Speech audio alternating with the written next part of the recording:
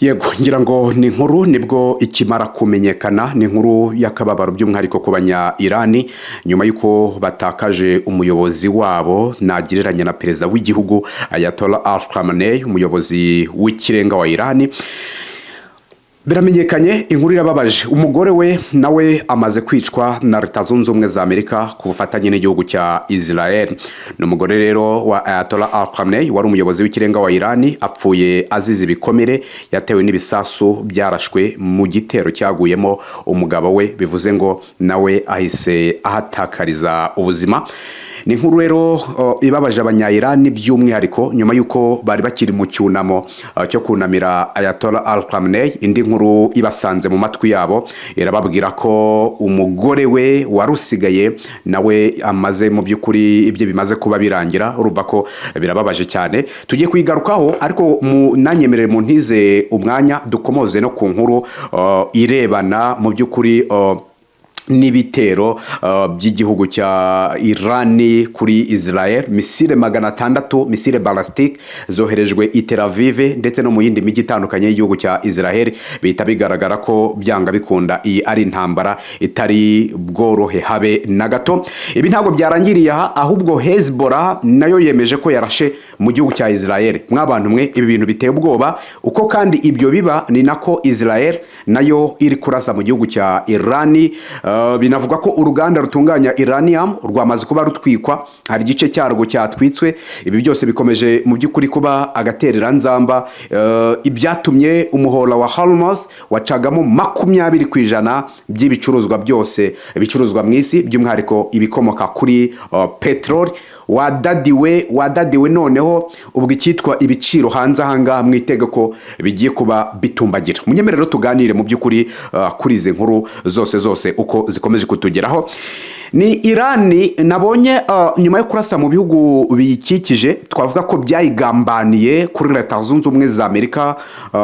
Naze mbona za Espagne zivuga ziti Amerika ntago tuzaguhereza donc ibirindiro byo kurasiramo Irani. Ubwongereza nabwo ku munsi w'ejo bwari bwatangaje ko buha Amerika ibirindiro, donc bakabyifashisha bashwanyaguza ibitero bya Irani biri kugaba mu bindi bihugu bituranye.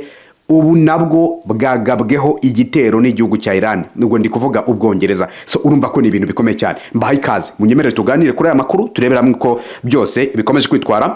Reka duhere kuri inkuru igaruka ku mugore wa Ayatollah Ali Khamenei. Mwabantu mwe, tuvuga ibintu byinshi, ariko none iyi nkuru yo irababaje. Ni inkuru ibabaje. Amakuru rero aratubwira yuko donc televiziyo y'igihugu cya Irani mu rukerera rwa tariki ya 2 ikira tariki ya 3 uyu munsi nibwo itangaje urupfu rw'umugore wa Ayatollah Ali Khamenei.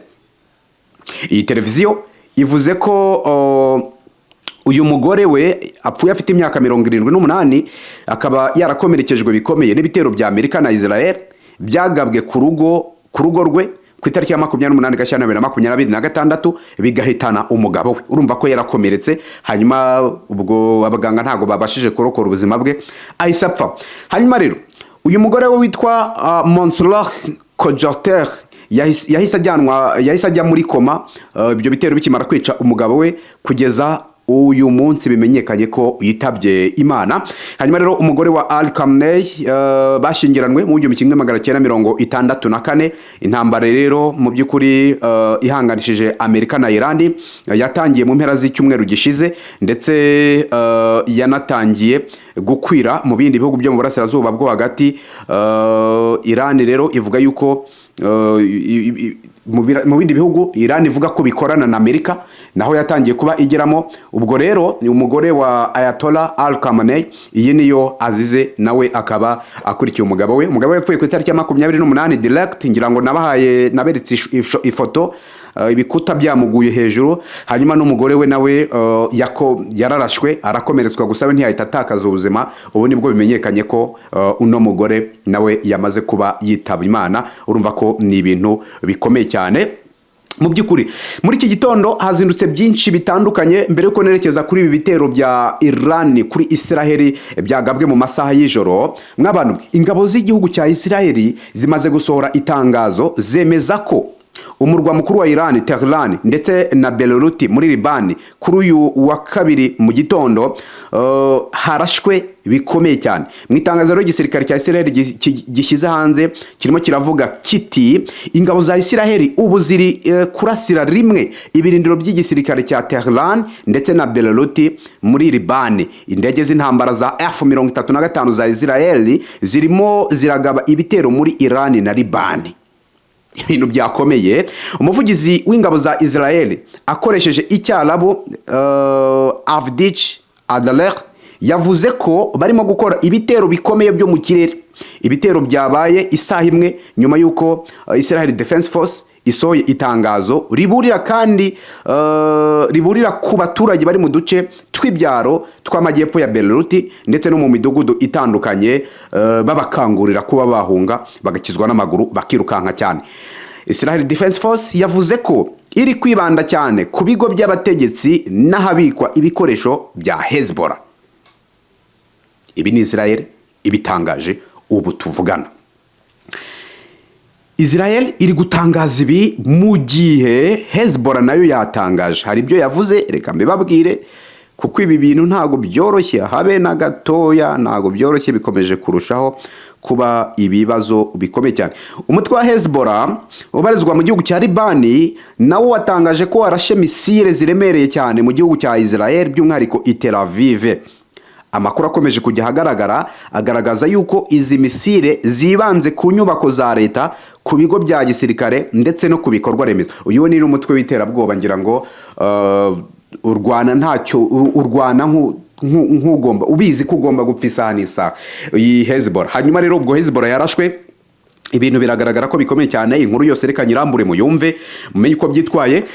Intambara rero ngo ikomeje gukaza umurego mu karere k'uburasirazuba bwo hagati, aho kuri uyu wa kabiri tariki ya 3 Werurwe 2026 hagaragaye ibitero bishya by'indege zitagira abapilote ubwo ni za drone byibasiye inyungu za Leta Zunze Ubumwe za Amerika n'abafatanyabikorwa bayo. Amakuru rero aturuka muri Arabia Saudite aravuga ko ngo ambasade ya Leta Zunze Ubumwe za Amerika Riyadh yatewe na drone. Hanyuma Perezida wa Amerika Donald Trump we yemeje ko Amerika izasubiza vuba icyo gitero, ashimangira ko umutekano w'abanyamerika n'inyungu zabo z'igihugu bigomba kudahungabanwa cyangwa se bigomba kubahwa. Nta mubare w'abaguye muri ibyo bitero cyangwa se abakomeretse uratangazwa, ariko iki gitero cyazamuye impungenge ku mutekano w'ibigo bya diplomasi bya Leta Zunze Ubumwe za Amerika by'umwihariko mu karere. Ibitero rero ku birindiro bya Amerika muri Iraq icyo gihe kandi naho ngo byangije byinshi. Hari igitero cyagabwe ku kigo cya gisirikare cya Amerika giherereye hafi y'ikibuga cy'indege cya Erbil mu majyaruguru ya Iraq. Hanyuma Erbil ni umurwa mukuru w'akarere ka Kurdistani muri Iraq, aho ngo Amerika ifite ibirindiro bikomeye bya gisirikare. Hezbollah yo imaze gutangaza ko yagabye ibitero kuri Israel. Mu itangazo imaze gusohora nayo mu kanya bundi basa nkaho basohoye amatangazo akurikira, yaba Israel ati twarashe muri Libani kuri Hezbollah, yaba Hezbollah nayo ati twabarashe kuri Israel. Hanyuma rero umutwe wa Hezbollah watangaje ko wagana ku isaha 12:30 n'igice za mu gitondo cya none kuri uyu wa kabiri wagabye ibitero by'indege ku bigo bya gisirikare by'umwihariko ahitwa Melon, ni ikigo giherereye mu majyaruguru ya Israel. Hanyuma Hezbollah yavuze ko icyo gitero kibasiye ikigo gishinzwe igenzura no kuyobora ibikorwa by'ingabo zirwanira mu kirere cya Israel giherereye mu majyaruguru ya Palestine, ni mu gace kigaruriwe na Israel. Uwo mutwe kandi ukomeza uvuga ko wangije imwe muri radari z'icyo kigo ndetse n'inyubako ikoreshwa nk'ikicaro cy'ubuyobozi bw'ibikorwa bya gisirikare. Iyi ni Hezbollah irimo itangaza ibingipo. Murumva ko ibintu bikomeje kuba bibi cyane. Ku ruhande rwa Israel nta tangazo rirambuye bigeze basohora rivuga kuri ibi bitero, ahubwo bo basohoye itangazo rivuga ku bitero bagabye kuri Tehran ndetse na hariya muri Libani by'umwihariko kuri Hezbollah. Ibi bintu se mwoka byaramwe murumva bigana he? Urumva ko bikomeje kuba ibintu biteye ubwoba. Igihugu cya Israel na Leta Zunze Ubumwe za Amerika bashoje intambara ku gihugu cya Iran. Irimo irarasa buhumye yihorera, kuko ubu none igiye guhorera umugabo n'umugore, ubwo ni First Lady ndetse n'uwo muyobozi w'ikirenga bagiye kubahorera. Birumvikana ko intambara iraza gufata indi ntera. Njya mbabwira nti tugiye kubona iby'amaso yacu atigeze abona. menya ariko noneho bigiye kugenda. Igihugu cya Irani cyahisemo kurasa ku nyungu za Leta Zunze Ubumwe za Amerika mu bihugu bitandukanye. Ubu noneho hiyongereho n'igihugu cy'Ubwongereza. Ubwongereza, Keir Starmer, minisitiri w'intebe w'iki gihugu, ku munsi w'ejo nababwiye ibyo yatangaje, avuga ati Amerika twayemereye ko ikoresha ibirindiro byacu hano cyangwa se ikoresha ubutaka bwacu hano mu gushwanyaguza ibitero byo mu kirere. Amerika ntago twigeze tuyemerera ko tuzafatanya nayo, ariko twayemereye ko ikorera ku butaka bwacu. Noroma ukibyumva ibyo ngibyo nakagambane ku gihugu cya Iran. Iran rero yagombaga kwerekana ko nubwo bemereye Leta Zunze Ubumwe za Amerika kugaba ibyo bitero, ariko nayo ifite ububasha bwo kuba yabarasa nabo. Ubwo bivuze ngo igihugu cy'Ubwongereza dushobora kwisanga nacyo cyemereye donc iyi Amerika kuba bafatanya bakaba coalition nabo bakagaba ibitero kuri Iran.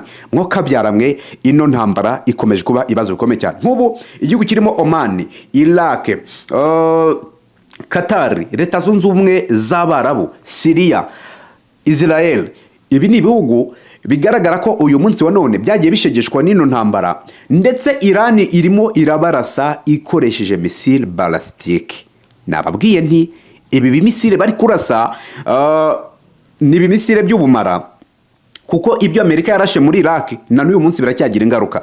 Ibi misile byarashwe mu gihugu cy'Abayapani mu ntambara ya kabiri y'isi yose bayitsindwa, n'ubu biracyabagiraho ingaruka. Izi misile ziba zirimo uburozi bwo ku rwego rwa nyuma, kugezaho nko mu Buyapani umwana ashobora kuvuka nta kaboko afite kubera bwa bumara bwagiye bwangiza abantu, buragenda na n'ubu buracyakururukana, uratera inda ubyara umwana umeze uko. Ni misile zigira ubumara bukabeje, uretse kwenda mu Buyapani ho baharashwe bombe atomique, ariko nta wamenya Iran mu kwihorera nayo ishobora kuyikoresha ikavuga buti kama mbaya bishe first lady, bishe umuyobozi wacu w'ikirenga, bishe abayobozi bacu, ubundi reka tukwereke, bakahita bakanda ku mbarutso. So urumva ko ni ibintu bikomeye cyane. Ibiciro by'ibikomoka kuri peteroli kubera gufungwa k'umuhora wa Hormuz biragaragara ko bikomeje gutumbagira mu bihugu bitandukanye. U Rwanda hari cyo rwatangaje kubirebana n'irizamuka rikabije rishobora kubaho mu gihe intambara yakomeza, ariko kandi ruvuga ko kubirebana na peteroli hari ingamba zafashwe zizakumira ko izi ngaruka zagera ku muturage. Uwo ni minisitiri w'ibikorwa remezo w'ubucuruzi wabitangazaga, avuga ati kandebe neza iyi nkuru ntaza kumubeshyera, abwira amazina ye, Prudence Sebahizi. Uyu mugabo ndakeka ari we, ni minisitiri w'ubucuruzi n'inganda. Uyu rero niwe wabitangazaga ati intambara ya Amerika na Israel ndetse na Iran izagira ingaruka ku bihugu byose ku isi, kuko ibikomoka kuri peteroli byinshi isi ikoresha bica mu muhora wa Hormuz ubu wamaze gufungwa, ariko ahamya ko u Rwanda rwafashe ingamba zizatuma ingaruka zidahita zigera ku muturage, ariko n'ubundi finally zizamugeraho. Azajya kugura peteroli usange litiro iri ku bihumbi 5.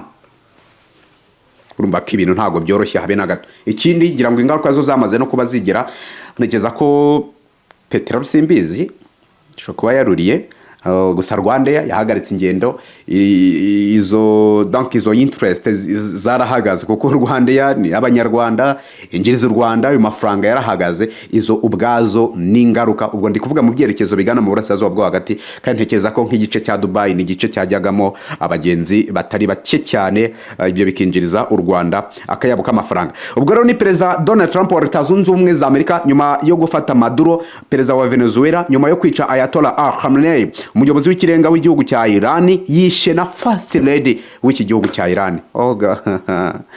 Ega inkuru ibabaje, abanya-Iran noneho baraza kurira, baraza kuvuza, baraza kugira agahinda gakabije. Urumva ko ibi bintu biteye ubwoba.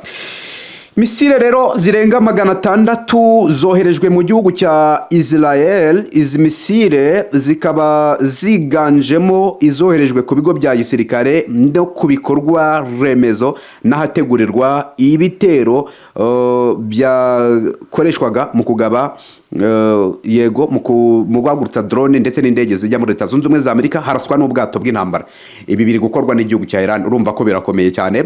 Mu Rwanda nahoze mbona hari n'umugabo ngo arufite ubuhanuzi yari kujyana Israel none yabusubitse, ni Dr Apotre Gitwaza. Uyu mugabo rero ngo yatangaje ko itorero Authentic World Ministries abereye umuyobozi rihagaritse urugendo rwa gihanuzi bari bafite muri Israel kubera impamvu z'umutekano. Ni icyemezo rero uyu muvugabutumwa yatangaje mu ijoro ryo kuri uyu wa kabiri Werurwe 2026 abije ku rubuga rwe rwa X. Yavuze ko urugendo rwasubitswe rwari ruteganyijwe kuva ku itariki ya 4 kugera ku ya 13 Werurwe. Ati rero ubuyobozi bwa Authentic World Ministries buramenyesha abantu bose bari bariyandikishije kujya muri Israel mu rugendo rwa gihanuzi rwari ruteganyijwe kuba kuva ku ya 4 kugera ku ya 13 Werurwe ko rwasubitswe kubw'impamvu z'umutekano. Yabwiye rero abari bariyandikishije muri uru rugendo ati muzamenyeshwa igihe ruzasubukurirwa. Imana ibahe umugisha. Uyu ni Apotre Gitwaza. None mwabantu mwe, iyi ntambara mwebwe murabona iri kugana he? Reka tukomeze tuganire kubirebana n'aya makuru. Ubwo gahunda zacu zo zirakomeje, ariko ibihari nuko ni intambara itoroshye habe na gatoya. Mwakoze cyane, mukanyandaje mbahereza andi makuru.